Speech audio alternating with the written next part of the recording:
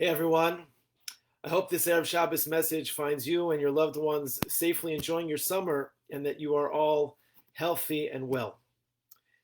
I want to begin by reminding everyone of the critically important role that each and every one of us can and must have at this time without compromise, by being ever so vigilant and responsible, by wearing your masks and practicing social distancing, as these efforts clearly mitigate and lower the risk of contracting and spreading the virus. Again, if any of you feel sick or have any symptoms whatsoever, or if you know that you've been exposed to those who have tested positive, please let us know, and please, we urge you to stay home.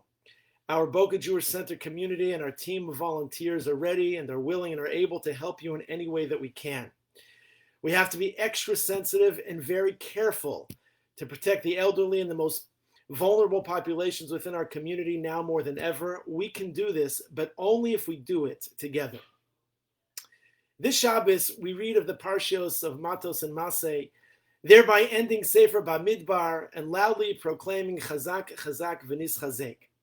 Among the many things that we learn in these Parshios, we read of how 2.5 tribes of the Jewish people were allowed to settle Me'ever Yarden, east of the Jordan River, outside of the divinely ordained boundaries of Eretz Yisrael.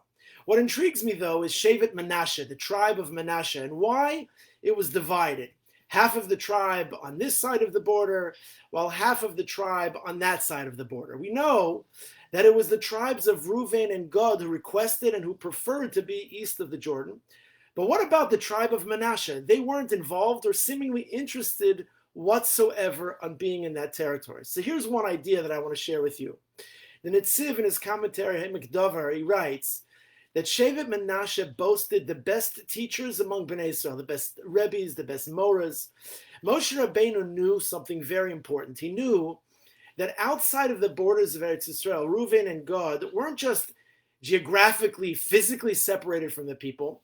What he understood was that they would be separated from the ruchnius. They'd be separated from the spirituality, the holiness of that territory. And therefore, they desperately needed to be educated by the very best that Bnei Israel had to offer, so that they could appreciate their roots, so that they could be infused with the kedusha that comes with being in the land of Israel. He knew they required the best teachers possible. And that is why half the tribe of Menashe was allocated to them. You see, this explanation is particularly important, especially considering the commentary of the Degel Machane Ephraim, who explains that Moshe was afraid that once Reuven and Gad would be geographically separated from the rest of the people, in the course of time, they could attain a separate, independent identity, which could then lead them to want to split off from the rest of the nation, from the rest of the people. And so therefore, he created a bridge, a link, half of Menashe on this side, and half of Menashe on the other side. And as a result of what would happen is that there was a constant flow of people coming and going amongst themselves. This is such an appropriate perush for this time of year, as we find ourselves in the middle of the 3 weeks, with the 9 days set to commence this coming Wednesday, Rosh Chodesh Menachem Av, a time when we recall how we lost our temple with the destruction of the Beis HaMikdash, because of sinas chinam, causeless and baseless hatred, as the Gemara tells us, because of the unnecessary divisions within our people. From Moshe Rabbeinu, we learn just how important it is to always create and to maintain bridges within the Jewish people to guarantee our togetherness, our unity, our achdus at all times, no matter what and no matter when. There is no better time than now, during these days of introspection, these days of reflection, for us to actively look for opportunities to strengthen the relationships, to strengthen the bonds that hold us together with our families, with our friends, with our communities, and with the Jewish people the world over. And it's a time where we strengthen our connection to Hashem and our urgent pleading, our need for the Beis HaMikdash to be rebuilt, that supremely holy place, which was, and the Mirz Hashem will be, the ultimate conduit to feel His presence, to serve Him properly, and from where the Kedusha and spirituality that will impact the world, from there it will radiate. A number of weeks ago, while everything, including all of the shuls in the area, were closed, there was a certain Rebbe in one of our schools that was seen mid-morning one day riding his bike while he was carrying one of those collapsible beach chairs dangling over his shoulder. This peculiar scene gave a friend of his who was passing by in his car reason to stop and to inquire if he was okay, and to actually find out where in the world he was planning on going. Everything was closed. So with a tear in his eye, and rather matter-of-factly, he told his friend that he wasn't going anywhere, but rather he had just come from davening at shul. His friend was shocked at his answer. He stopped in his tracks. Davening at shul? How could that possibly be? Aren't all the shuls in the area closed? Isn't everything closed? So he nodded in the affirmative that yes, indeed, the doors are locked and that the shuls are all sadly closed. But he told his friend, I simply couldn't hold myself back from coming to this sacred spot. My makom tefillah, my place where I daven, my place where I come and I learn.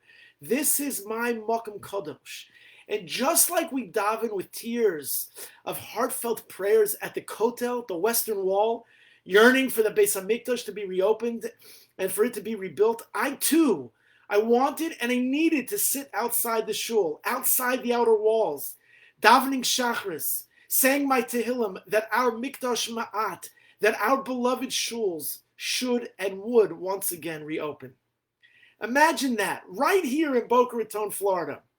A religious-looking man sitting on a beach chair, sitting and shuckling outside his shul, davening and crying for it to reopen, appreciating and mourning the loss of what it means for a shul to be closed. That, my friends, is what it means to mourn the loss of the Beis HaMikdash, and of how painful it is to be in Golus, how painful it is to be in exile. That is what it means to yearn for a deep connection to Hashem by doing anything and by doing everything possible to be close to Him, no matter what, no matter when, and no matter how. The Rabbi and his beach chair. Let's redouble up our efforts to do all that we can to build bridges, connecting ourselves to each other, connecting ourselves to the thought, to the imagery, to the optics, to what we yearn for the Beis HaMikdash, and ultimately by connecting ourselves to Hashem so that we can turn these days of sadness, these days of mourning into ones of true simcha, days of true celebration for one and for all. Ken Yehi Ratzon, v'nomar Amen.